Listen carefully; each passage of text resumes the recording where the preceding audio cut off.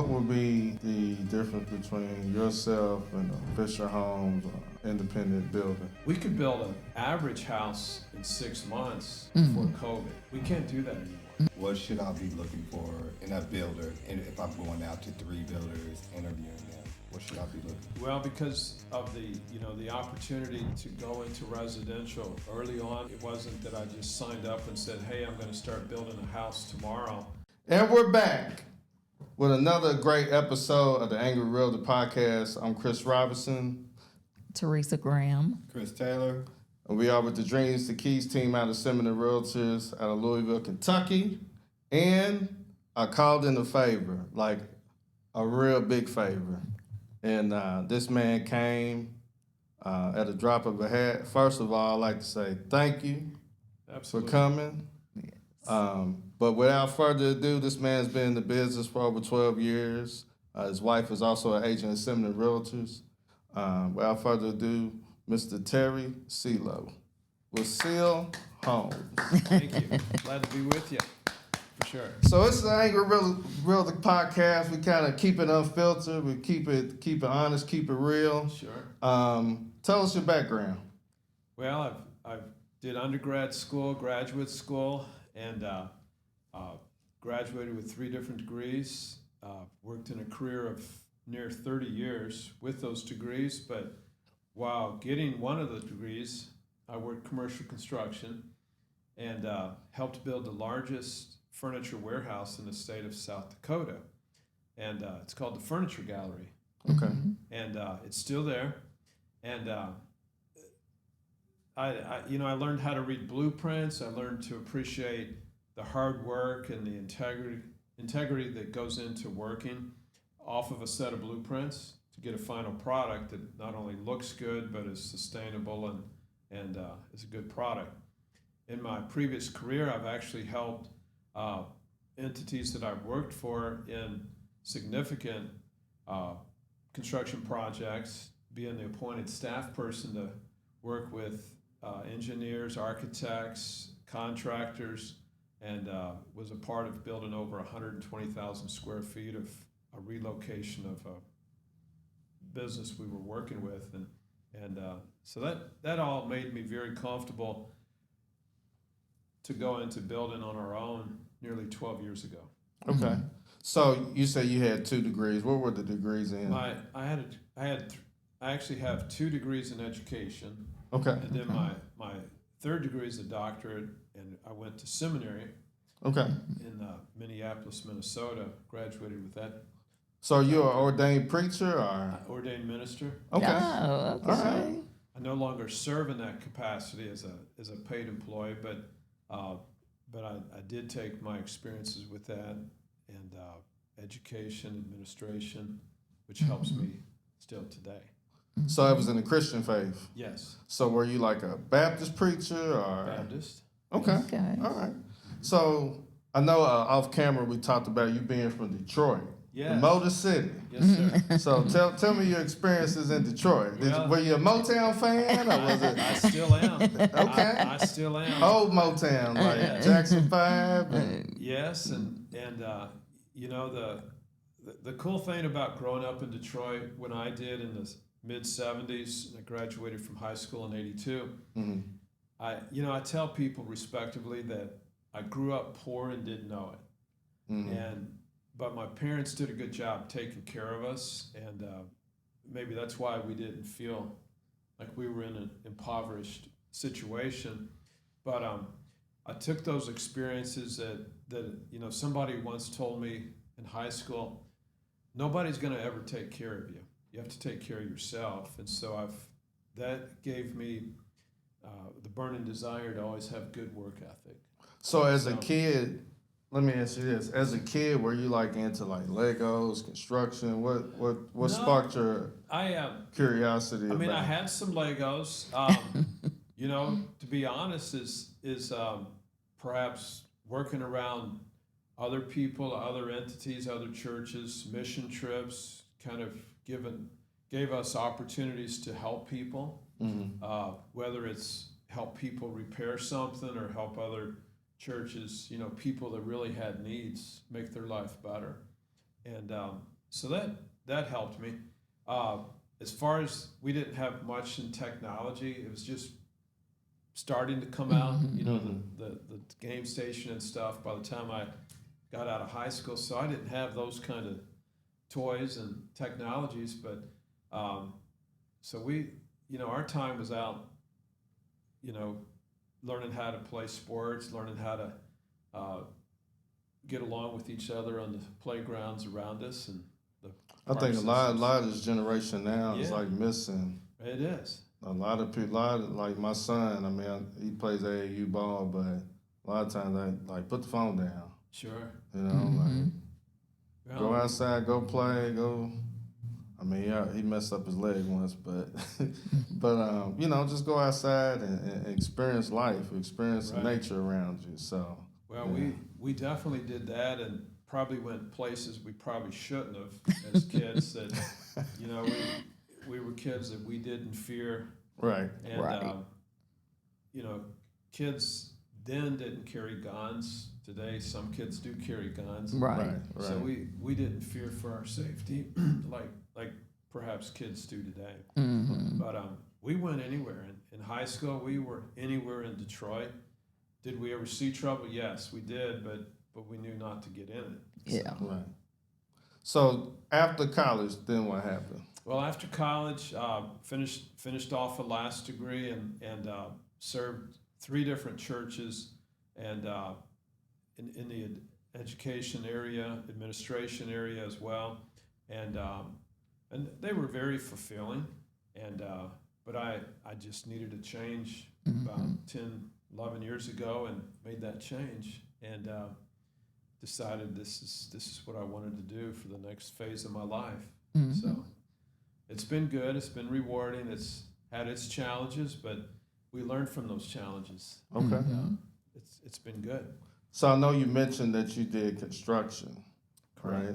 So why didn't you stay in commercial versus going over to real estate? I mean, Well, residential. Well, because of the opportunity to go into residential early on was it wasn't that I just signed up and said, hey, I'm going to start building a house tomorrow. We started, as most builders do, with the simple things: building decks, remodels. 10 years ago, I had 5 different investors.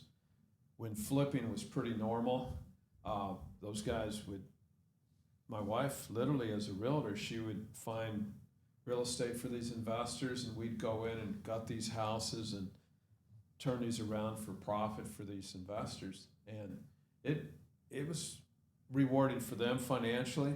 To be honest, it wasn't very rewarding for me financially. Okay. And so we eventually got into building houses, and our first 3 houses that we built together, 9 years ago. We've never looked back at. We don't do any more flips, and we did 22 flips for different people, and the building side of it is more rewarding for our employees. I still have some of our same employees from 9 and 10 years ago. In fact, I've not hired anybody new in 9 years. Wow. And that says something about our team effort. It's not all about me, but our business is bigger than the guys who are on our payroll, because we have some subcontractors that work with us too. And those guys are all consistent and been a part of the process with us. You know, it was about 3 years ago, I started to number off the number of people from the surveyor helping us stake out a house to the people that came into the finish side after we've built a house, of helping us clean up to get a house ready. It takes almost 102 people from start to finish that are in every one of our houses. Wow. That's It's amazing. Yes, it is. Who has been some of your biggest influencers? Well, early on is, there's a lot of competition in building, so, and most builders don't hang out with a bunch of builders and, look for You don't have golf trips? we really don't. And, we don't do much singing of Kumbaya all together, but a few builders early on that have inspired me and that I've appreciated. I mean, Mark Simpson is one of those, and he builds well out actually here in Norton Commons. There's a few smaller builders, and I would say more of the trim guys, the guys doing the finish work. Those guys have been inspirational of just doing quality finish work for us. The subcontractors that I have they're with me for a reason because of their integrity, the work ethic that they bring to the table, and affordability. Those guys all, inspire me as well. So, and we learn from each other. Technology changes, building codes change, and to be honest, some builders don't like inspectors from the codes inspection, but I do. I appreciate them because we still learn from them, and we like to pick their minds of how do they see a code impacting our lives as builders, pricing of houses coming up as codes are constantly changing. So everybody, and I'd say anybody that's being a part of our building process is in some way an influencer in my life as a builder. Okay. So as far as homes, what's your price range? Our price, most of our houses that we've built have been on the starting point of around 500, at least since COVID, all the way up to near 3 million. Okay. So you like the lifestyles of the rich and famous, luxury. Some, and there's this thought that 5 years ago I never thought we'd be building $1 million house. 80% of the houses we're building right now are at $1 million or above. And it's not our choice. It's what our demands of our customers, the kind of houses they're wanting, and the size and the contents that go in the house, the finishing products, etc. Can we build a $500,000 house? Yes, we can. We just finished one last fall in that price point, and but most of the houses for the mainstay right now seem to be around 700 and above, and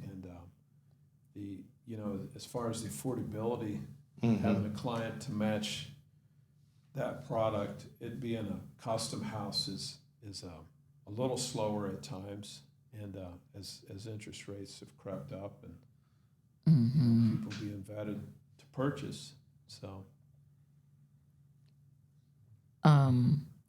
We were talking earlier about let me get my thoughts together. Tell me, when somebody comes to you as a client, what they go through with your process, mostly. Sure. Every client's different because there'll be a client that has absolutely no idea what they want except they want a new house. And then I'll have clients that have incredible ideas. They might have a blueprint, but most of the time we have to decide together. And often if a client comes to me and they don't have a realtor, we pull in that realtor with the client because the realtor's going to earn their keep as well. We need to find a lot. We need to think through, okay, what size house fits on the lot, whether it's a lot or acreage. And as we go through that process together, the biggest challenge is to help a client trust any builder, whether it's me or another builder. We have to understand what their budget is. And sometimes I think some clients don't understand their budget. Yeah, they know what they want to have, but they don't know what they can have. There's a difference there. Oh, yes, we know about that. Once that's cleared, that settles a lot of questions for everybody. And because the last thing I want to do is waste a client's time or a realtor's time, and a client really hasn't gone through that process of being, working with their finances with the bank, if there's a loan, etc. So once we've done that, work through, okay, here's what they can spend, then it allows us as a builder to say, this is what you can get. And if clients let me, I try to help them stay in that budget. Sometimes they'll shoot real high and say, yeah, I want to do this. And then I'll have to bring them back to reality and say, yeah, but your budget says you can do this. Right. Or if they want to do something that's going to change that budget, what are you willing to give up on other parts of the house so that you can have this? If you need more square footage, then do you need to finish it as intensively as you thought you might want to? Yeah. So once we work through that, it's usually pretty easy. We could build an average house in 6 months before COVID. We can't do that anymore.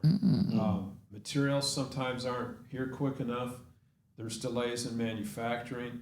There's fewer people doing construction than there were before COVID. And so that's a hard thing for people to understand and appreciate. Even if we tell them, it seems to be that communication that goes right by clients that they forget there's a challenge in that. And weather, as you know, oh yes, weather impacts us in an incredible way and slows us down. As much as we want to, there's days we just can't work. It's either too cold, compressors freezing up, airlines on air hoses freezing up. Wow. Or we're waiting on utilities to be connected. Or we get, I know a few years ago, we had the wettest month in May in history of recorded weather in this area. We literally were draining a hole for a basement every week, thinking we'd get the footers poured. We never got it poured. Wow. But those are the kind of things we can't control. And but if we can understand the client's budget, many times there is a realtor involved. If those realtors that we've worked with, they're advocates for the client, Right. and I highly respect that. But the more we can approach it as a team effort, the more everybody gets along, and good communication is important for us too. We want to hear their questions. There's no dumb questions from a client or a realtor. We want to know what you're thinking. What's your challenge? Is there something frustrating that you're not understanding, or the client? We want to know what we can do to help you. Yeah. We're not going to lie to you. If we don't know an answer, we'll find out. But we're also going to tell you if we don't know. Right. Just so you know that we're going to be honest about the process. So That's great. So you have spec homes and you got custom homes. correct. Can you explain what's the difference between the two? A custom is a house where we have a client that they have a plan for us to build, whether we help them get the plan or they bring a plan to us. A spec is where I, as a builder, I've gone through the process. We're financing it. We're building the house from start to finish. And then the client comes in at some point, either halfway through or at the end, and buys a house. Now, on the spec home, I know I just represented a client recently in Brandenburg, Kentucky. And, they wanted to change some things on the spec home. And he was like, we already got this ordered. Yeah. So, how much flexibility does a client have on a spec home versus a custom home? Right. That's a good question. If one of the things that we try to help clients and realtors understand to that question is it depends where they've come in. If I've had several houses where we're just barely framing, and a client or realtor comes in the process, and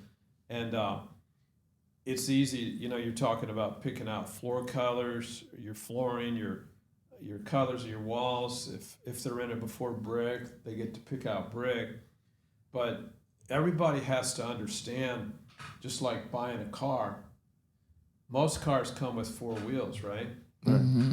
Well, all of your houses are going to have some kind of outside finish, whether it's brick, vinyl siding, hardy finish, or something like that.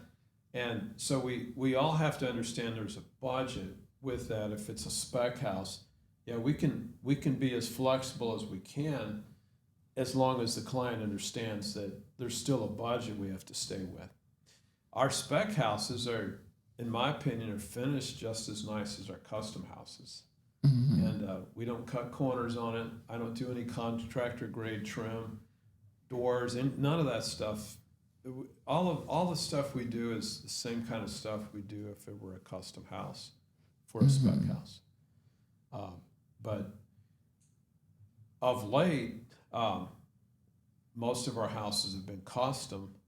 I think we have 2 spec houses right now, and so I've not had customers involved in either of those 2 houses. One just finished in December, and another one's about to finish. And again, no customer contribution on the finishing touches. So. Yeah. Now, I spoke with some other home builders before, and they kind of told me their war stories about that one buyer that kept on changing and changing. Yes. So how do you deal with a custom client that's like, I think I like blue this week, and then next week, I need a darker shade of blue. Yes. They charge them a fee for every time they Well, change something. the painter's going to charge me for changing each time. And, Yeah. you know, as an example, these walls are darker. It takes more paint to get that to work right. Right. So it costs more labor, costs more paint, and we tell our clients, you know, you have to understand this is considered a change order, and they have to sign off on that. So what? I guess walk me through the process. What would happen? If I mean, most houses today, if they're if they're a spec house, most colors are going to be more neutral or lighter, so that they're move-in ready. If somebody's building a custom house or wanting us to build a custom house, we allow them to have 3 different colors on the interior side, and we're straight up with that. And if they want to go darker colors, that's a little more costly, because a wall like this might take 3 or 4 coats versus other walls might take just 2 coats after priming. And so we just have to be honest about it. Some people will back off and say, yeah, I don't want to pay for that extra, and so they go with more of a lighter color that's not as difficult. And so most people understand that if they understand the dollar part.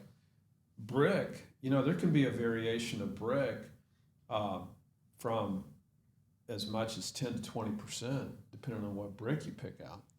And so we let clients know that, you have a budget. We all have to work out of a budget, whatever we're doing. And if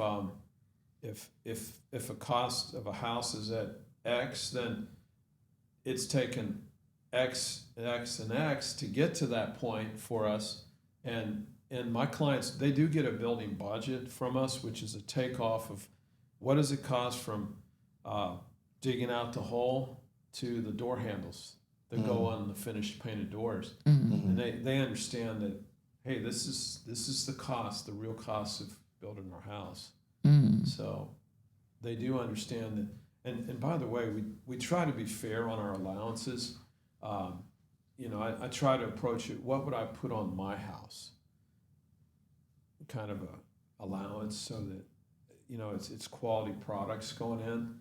If somebody wants to do a house that has a real high-end finish, then they also understand that those real high-end finishes come with a cost. So I wanted to ask the question. Sure. And it was, I want to know the least square feet that you've built and the most. The smallest is around 1,800. The largest is around 10,000 square feet. Wow. Wow. Quite a difference. How long does it take a 10,000 square feet house to get done? That's like five. Yeah. That's, Yes, a lot of house. I mean, the Can large, you move in halfway through it? Yeah, there might be one bedroom finished. You know, really, when you think about it, it's all houses start out, you know, 4 walls, right? Then you start dividing up rooms. A larger house of 10,000 square feet obviously is much larger box to start with, and so it's going to take more time. A larger house of 10,000 square feet is going to take anywhere from 16 months to 2 years. You know, and that's if there's no changes. And then a house that's smaller, say 2,000, it could take 8 months to 12 months. Okay. So if, and you know, hopefully there's not many changes in the process, because we tell our clients, get your changes in right now with the blueprints, if they can do that. And that helps keep productivity, you know, production moving in a good way. Well, it's like thinking you won't move into your house for 2 years. I guess rich people, they're used to that. Yeah. Well, But you know, I was mad because I had to wait 2 extra months off of my, 6-month Sure. contract. So, right. Yes, and we tell people, I mean, we generally put on there how many days we think it would take to build, and we try to be safe. But again, if you know, the last 2 winters we've had some pretty good snow in January, and so even though if we're inside working on a house, unless we have heat, you know, already going in the house, there's not a whole lot you can do with your cold compressors freezing up. And, you know, at drywall stage, you can't work with drywall if it's freezing. It's not going to work right. You can't paint when it's freezing. So we, you know, we know we've got people's schedules, their timelines. Those are important to us as well. But there's things we just can never control. Yeah. So, good question. Yeah. So, I'm a buyer. What should I be looking for in a builder? And if I'm going out to 3 builders, interviewing them, what should I be looking for? Yeah, like what would be the difference between yourself and Fisher Homes or another independent builder? Sure.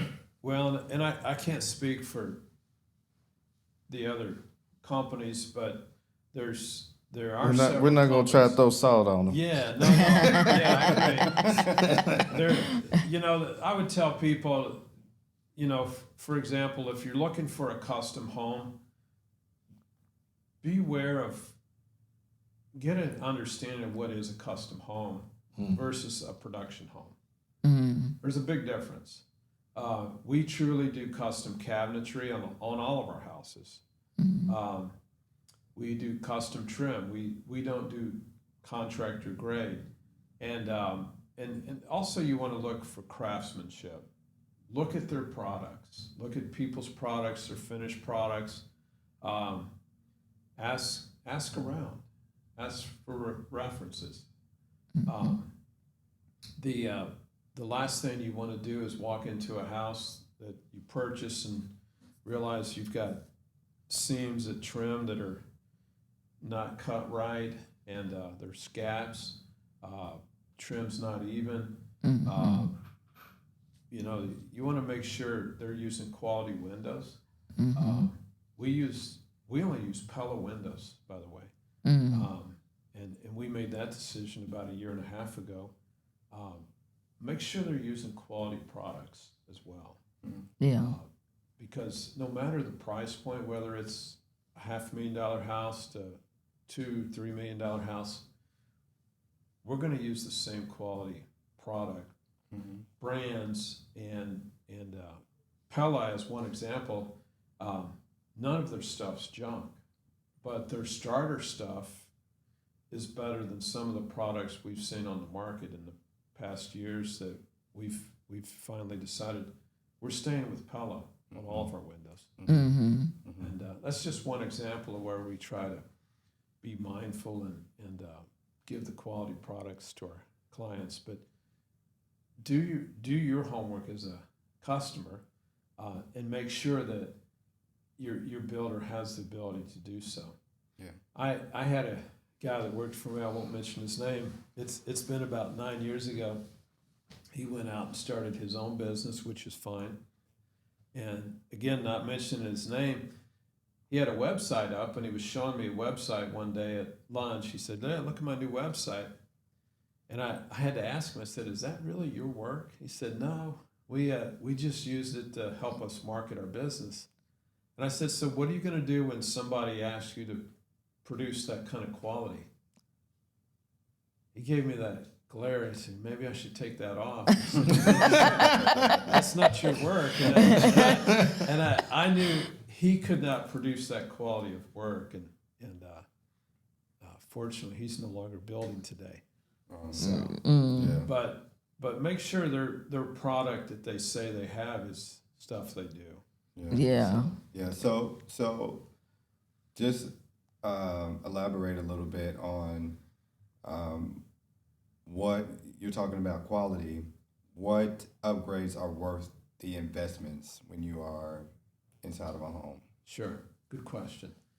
I number one, code is going to make you put quality insulation in your house that, to certain standards in your walls and in your ceilings. We'll put a little more extra insulation in our attic spaces to help make our houses more efficient. The trim we do, again, our trim and our doors, we don't do any contractor grade trim. And so we'll use trim that's a little nicer, a little taller, looks a little more masculine in our houses. Mm-hmm. The finished products. Flooring, there's a lot of LVP being installed in houses. Mm-hmm. The durability of it, the quality of it is much better than it was even 5 years ago.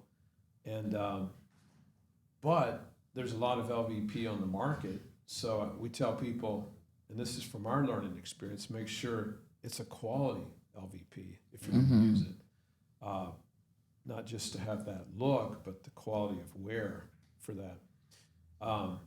Again, our custom cabinets are made for some great people in Washington, Indiana. Cricky's Country Cabinet, they do a great job for us with our cabinets, and our customers are happy with that product. Easy close, doors and drawers, dovetail. You're not going to find that in a production home. And sometimes in a custom home, you may find a stock or a semi custom cabinet. You're not going to find that in our houses. We trim out our closets with wood. We don't use the wire shelving. Where our trim guys put good shelves in there, and if a client wants, and it's part of their budget, we'll even put some built-in dressers in those closets. You ever do cedar? We have, yes. Okay. Yeah. Cedar's expensive. It's gotten very expensive. Is there a major benefit with doing cedar, or is it just kind of like? Probably not, because if you know, Because I guess they try to say that keeps the moths away. It can. If I've had one on a previous house we had, and if you have your house treated for bugs once in a while, moths usually aren't going to be a problem.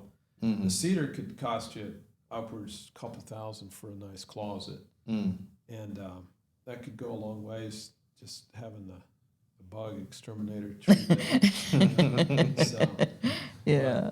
and use your screens, close your doors of your house, and keep the moths outside if you can. So, Correct. So, I had another question for Yes, you. What opportunities do you see as a builder in redevelopment around the city of Louisville? Ooh wee, that's a good one. that is a good question. I have done some in the past. Presently, I'm not involved in some of that other than watching and seeing what's going on. I think it's important that we redevelop homes that probably should have been destroyed at some point, and put quality houses that are affordable back in those neighborhoods. Um, I think it's an opportunity for Louisville to grow.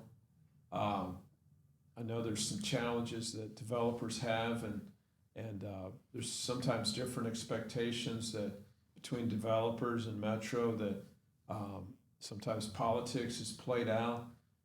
If we could set aside the politics and be honest about it, that we need to have houses of all price points in our community, and need to be done right and built right and affordable for people to have.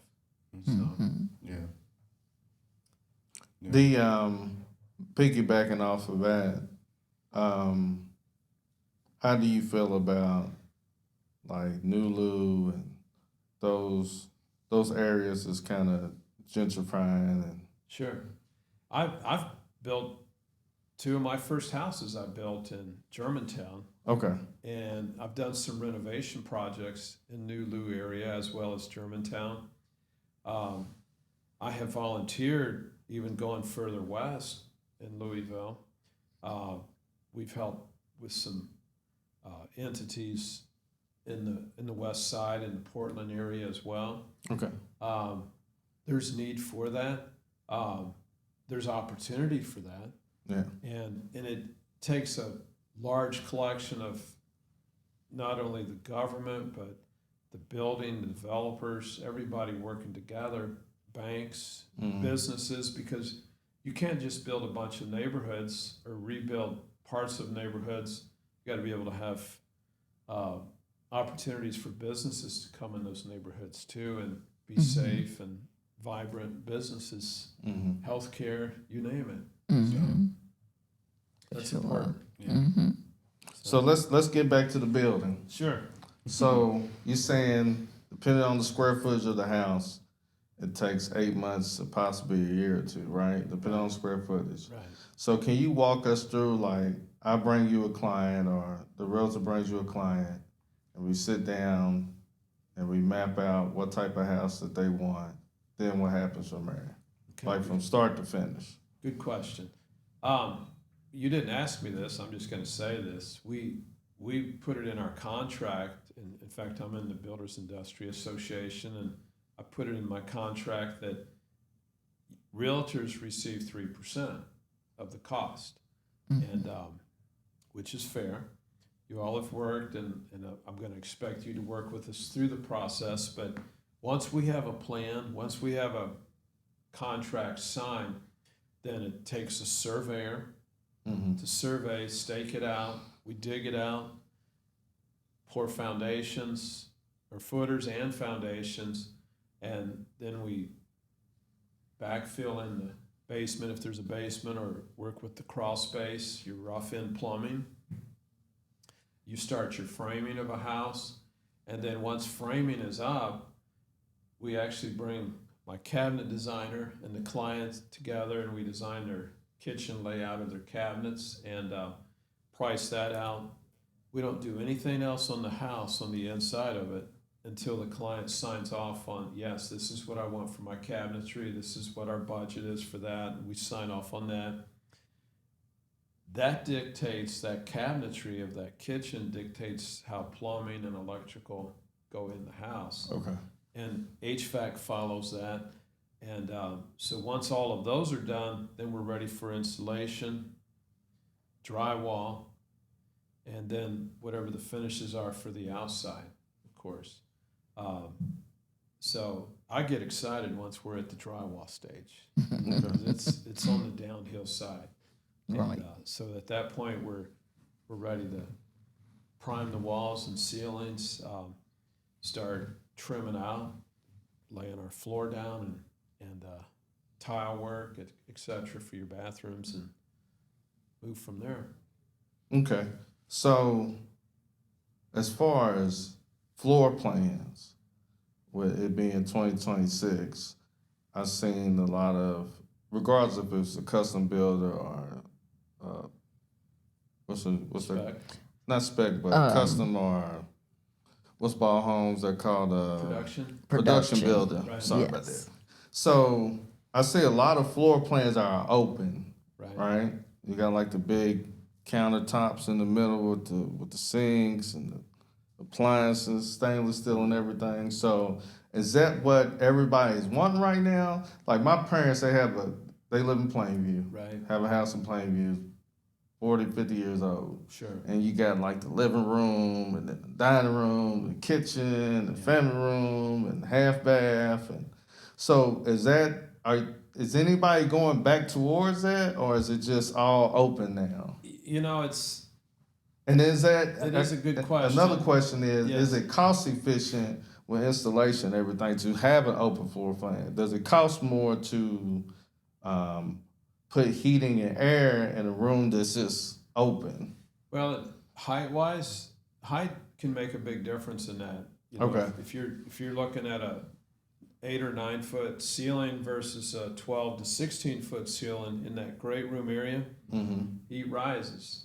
And so you've got to work well with moving that air back down, particularly in the wintertime, and making sure that you're keeping your heat.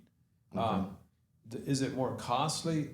It is more costly. The bigger the box is, the higher you go on the roof, it is more costly to heat and cool. Does it save you on building costs? It really does, and it costs more to go bigger.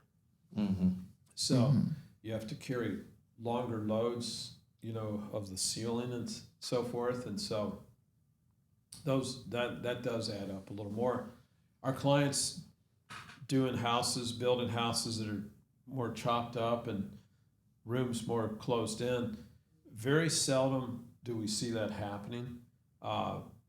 People want bigger hallways, bigger bathrooms, bigger kitchen, bigger areas to entertain, and where they live their lives. And so, ironically, many of our houses, people want outdoor space as well. So most of our houses have covered roofs over the back deck or porch, screened in at that, and some are going to the added cost of outdoor fireplaces. And it just, you know, it really depends on what a person's budget is to do so. So I'm gonna get real technical real Sure. quick on this one. So as far as like basements, right? Especially like with walkouts, what are things that builders do to make sure that, you know, 5-10 years down the road, my basement isn't leaking? Right. Well, there is a state statute here in Kentucky that we're required to make sure your foundation doesn't leak for 7 years. If it's going to leak, you're going to know that before 7 years. Do we finish basements during construction? We have, but you're generally going to see that basement leak if it's going to leak in those first few months before we start closing in the walls of a basement. Now, is that because of the density of the concrete? Is it who poured it?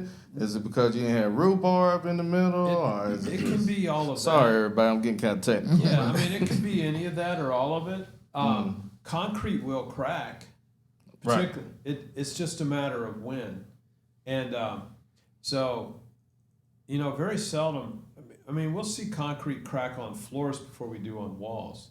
And sometimes a partial crack on a wall could just be on the inside surface and not the outside.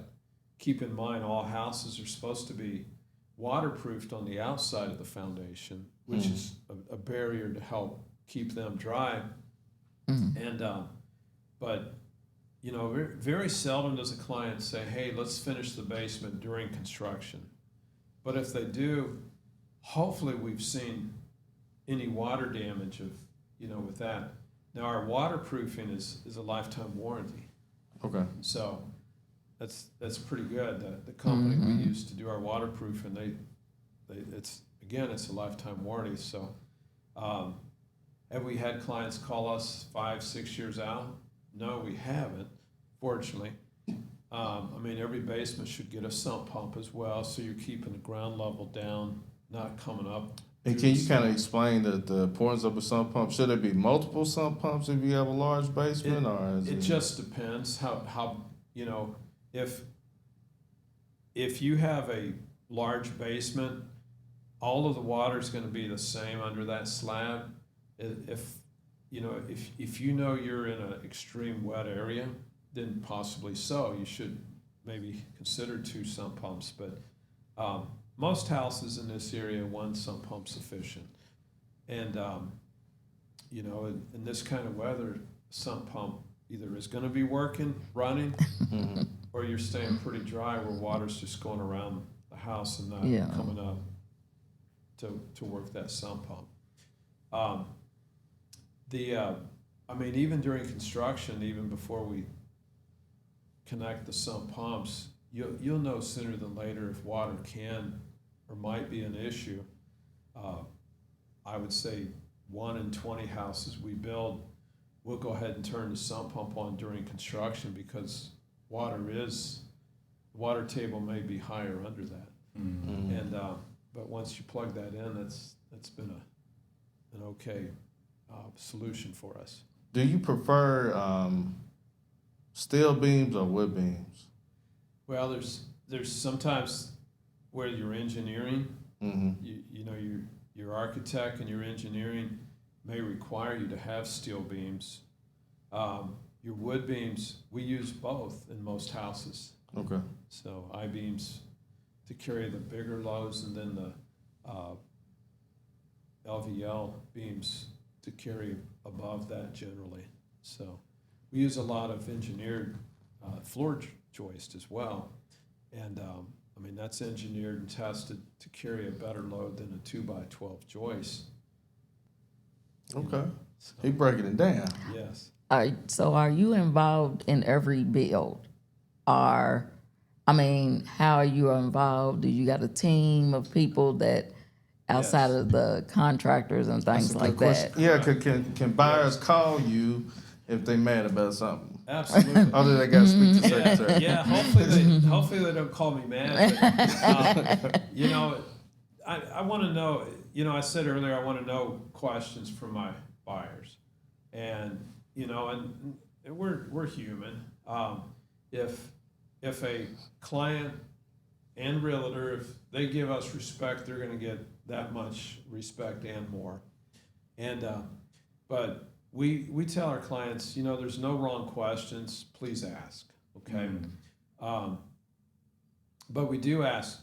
Please understand that, you know, we're being truthful. If there's an answer that you don't like, ask me again. Maybe I didn't understand the question or whatever. But we're there with our clients. We want our clients to be satisfied and to be happy with that. So does that help your question? Well, I guess I was meaning like you have an office, I you do have an people, office, you're home office. like so you do it all yourself? I don't like to be in the office long. Oh, okay. I mean, I literally came here from a work site, so this is how I'm dressed most days. Okay. I do get out with my guys, and I try to be at each of our houses 2 or 3 times a week. I don't just pull up. I don't sit in the car and then drive off. I get out. I want to make sure we're putting the quality products in our houses. And I want to make sure we're putting the products we've told our customers we're going to put in. Colors of paint, trim packages, you name it, that those are going the way the clients asked and are paying for it. I am on the site. Do I get involved physically? Yes, I do. Do I have time to be involved every day, hands-on, on every job? No. I do have employees that I trust them, and they have their eyes on the product too and the project, and I do take their feedback. I want their feedback, and particularly if there's questions that we're trying to help a client understand and make sure they're satisfied. We work together to get there. But do have some of my employees that most days they're going to be on, most any given day, they're going to be on that same job site 2 or 3 days a week. Mm-hmm. But with that said, I also have subcontractors that, again, guys that I trust, men and women that I trust, they've been with me for some of them 10 and 11 years. Mm-hmm. And I trust them, and they know what I need, and they get what we need for our clients. I guess I just think about, you talked about, of course, having disagreements with the realtor and the client or whatever. Sure. But it seems like he's so easy to talk to that we would never have a problem, right? He is an ordained preacher, so I'm not perfect. Yes. Yeah, I'm not perfect, and realtors aren't perfect too. You know that. But you know, what? Our buyers aren't perfect either. And so the biggest thing is for all of us to bring maturity to the table. Let's have the questions. Let's work on the answers, and let's work on solutions. We give a year warranty on our houses, and I like my clients to think of us as being their friends, not just the builder that built the house and we're gone within that 12 months after their warranty's up, because we want them to be happy. If there's something they go to do to change, it might be something they're adding to their house after we're done, and there's times I'll send back one of my subs and let them pay them to do something to change things. There might be things I'll send my guys back to do some things that a client's doing. I had a client this spring wanted to move some wire in the house and for their technology stuff, and move some TVs around, and I sent my guys. They were there almost all day helping them get those things done. That's not something we normally have time to do, but because the client has been good to us, we wanted to help them where we could. And I had a client a year or two ago call me and say, "Hey, I've got." It really scared me. They said, he said my roof got blown off. I said, "Are you serious?"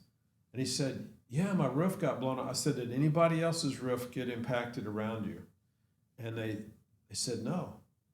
I drove by there within the next hour. It was actually 3 shingles off the top of the roof had gotten blown off.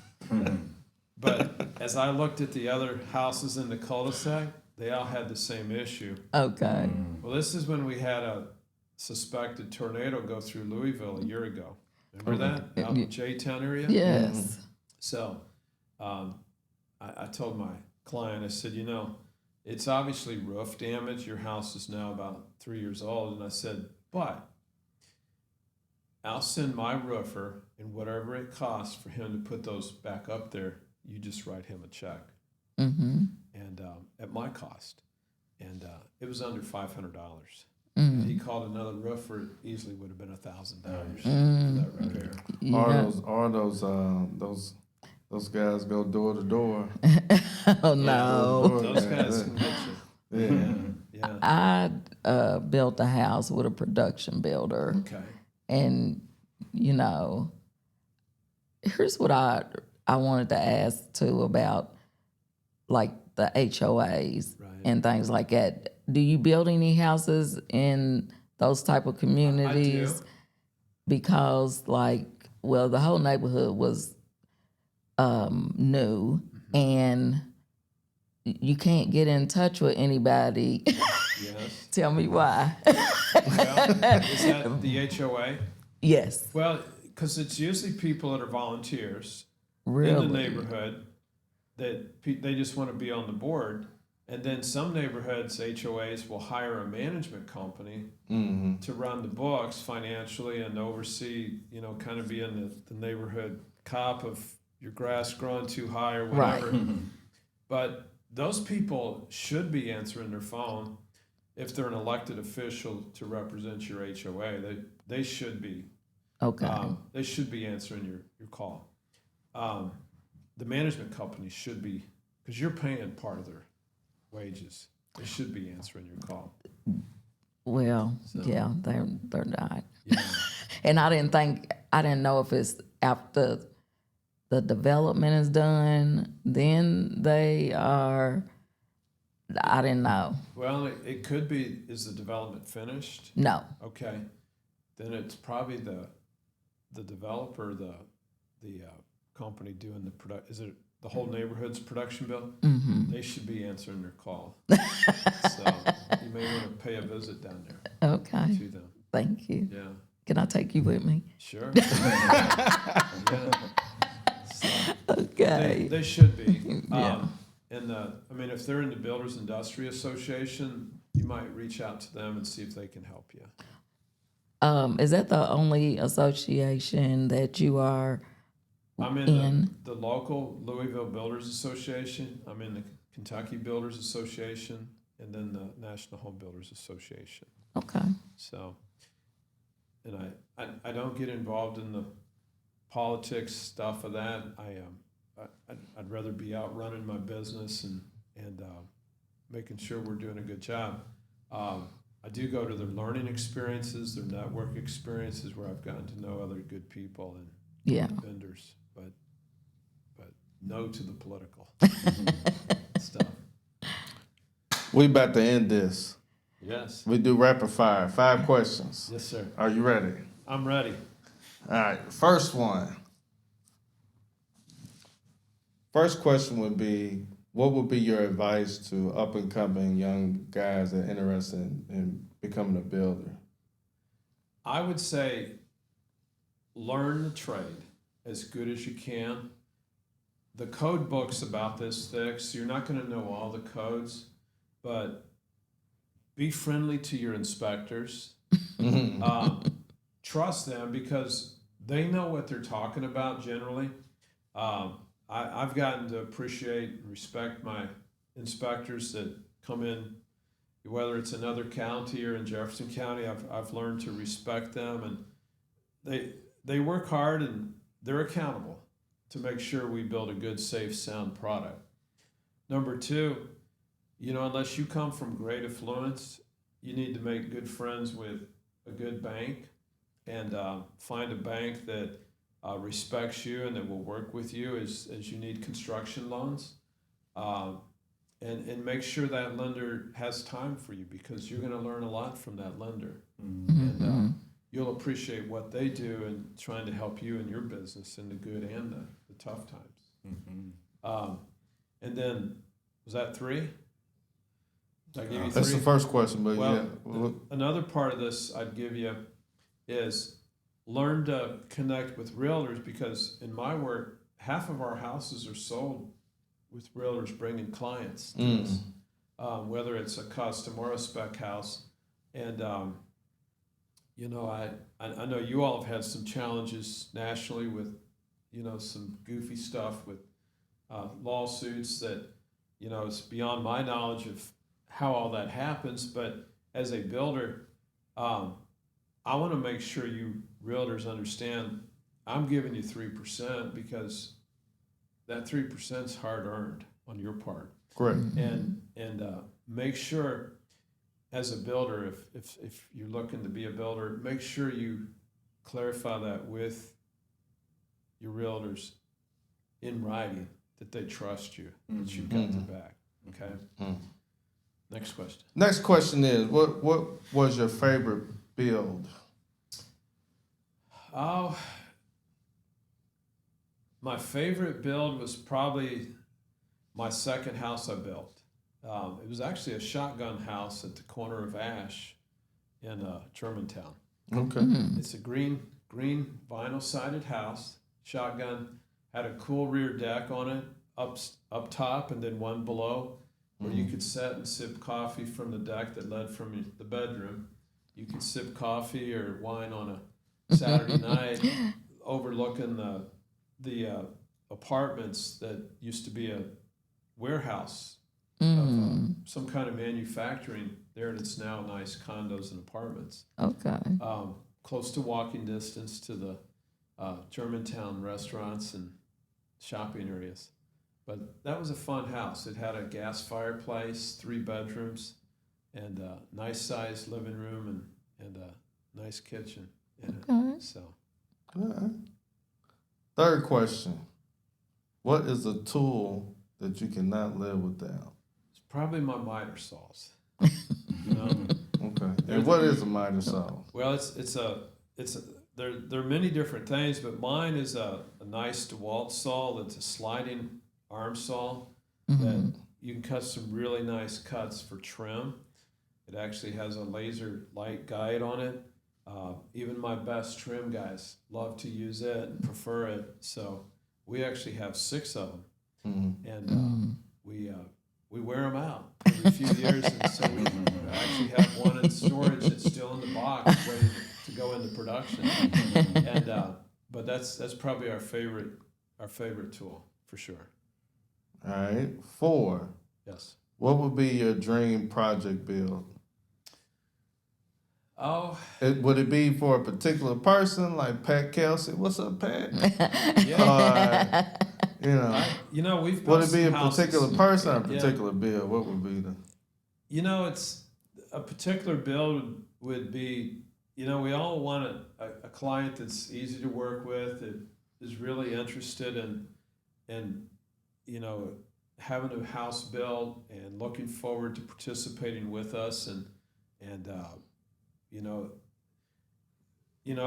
we could build for the Pat Kelsey.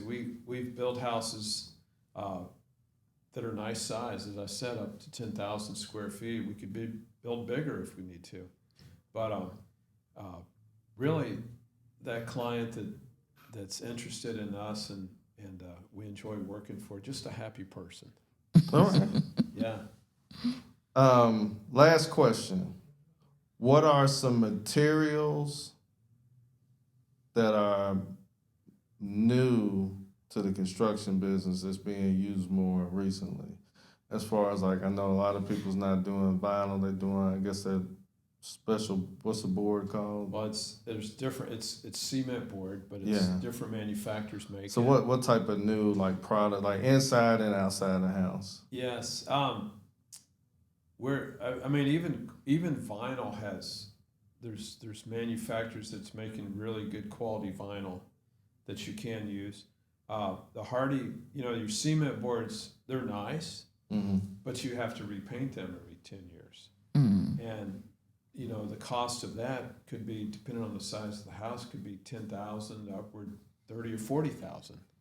And so I tell people, pick a product that's low maintenance. If a client will let me, I would like to lead them into building a brick house. That's going to be more sustainable, less maintenance.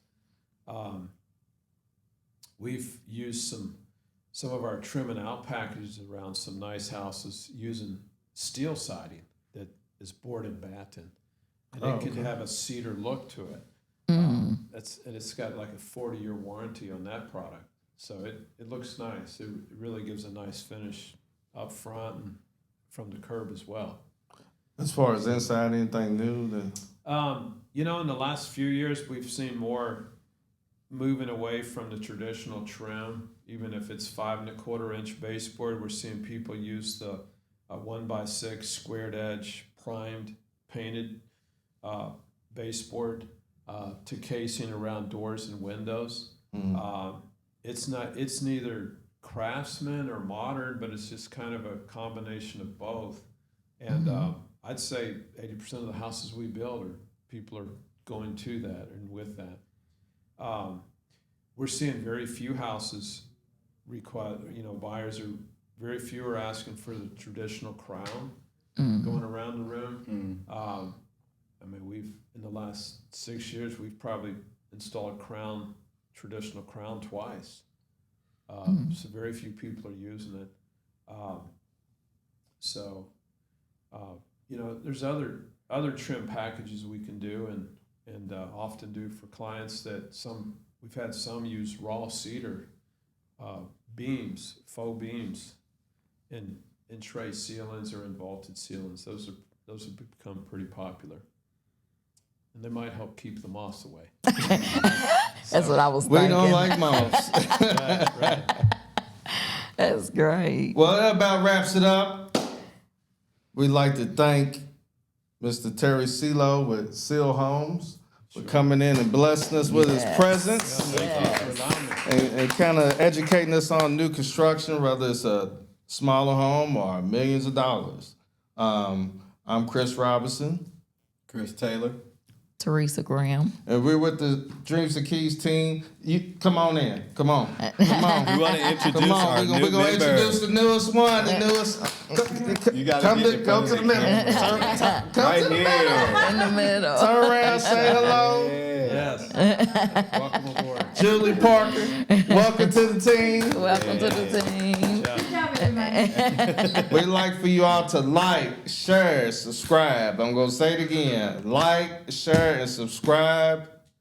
DreamsandKeysTeam.com. You can reach me at 502-931-1139 or reach any of our agents on our team. And this is the Angry Realtor Podcast. And we out!